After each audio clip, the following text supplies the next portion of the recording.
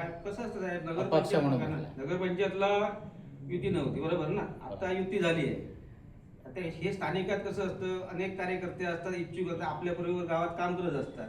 त्यांची पण इच्छा असते की बा माझ्या गावाचं नेतृत्व करावं आणि निदान संधी तरी त्यांना मिळावी. त्या दृष्टीने आम्ही प्रयत्न केले, तिकीट पण मागितलं होतं भाजपकडे, त्याने पण मान्य केलं, सगळ्या गोष्टी होत्या. पण मी कुठच्याही पक्षावर नाराज नाही, मी नाराज नाही, कारण शेवटी त्या पक्षाचा जो निर्णय असतो त्यानुसार ते पक्ष आपला निर्णय घेत असतो. पण आम्ही आता असं ठरवलंय की सर्वांनी एकत्रित येऊन ही निवडणूक लढायची आणि जिंकायची आहे.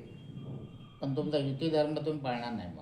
नाही, युती धर्माचा विषय नाही, इथे स्थानिक मुद्दा आहे. आम्ही काय सांगतोय, सर्वांना घेऊन चालणार. आम्ही सर्वांना, जो आमच्यावर येईल तो आमचा.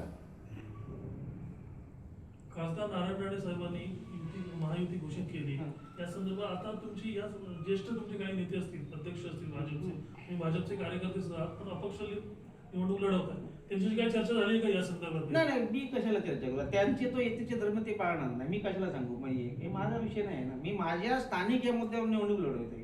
त्याचे ते माझे कोण भाजपचे असतील, कोण उबाटावाले असतील, कोण काँग्रेसचे असतील, मनसेचे असतील, राष्ट्रवादीचे असतील, वंचितचे असतील, RPIचे असतील, त्यांना घेऊन आम्ही चालू ना, काय असेल ते करू. समोरचे जे तुमचे प्रतिस्पर्धी आहेत ते ज्येष्ठ नेते आहेत शिवसेनेचे, कसं पाहता तुम्ही त्यांच्याकडे, एकंदरीत कशी लढत होईल? नाही, लढत कसं असतं माहित आहे, त्यांना दीर्घ अनुभव आहे, त्याने म्हणजे ते मातब्बर आहे त्या राजकारणामध्ये, ते खूप, आणि ते आमचे गुरु पण आहेत. त्यामुळे निवडणूक आम्हाला माहिती आहे, गुरुला शिष्याला माहित असतं ना गुरु आहे, त्यामुळे काही असं काही नाही, ते होईल ते.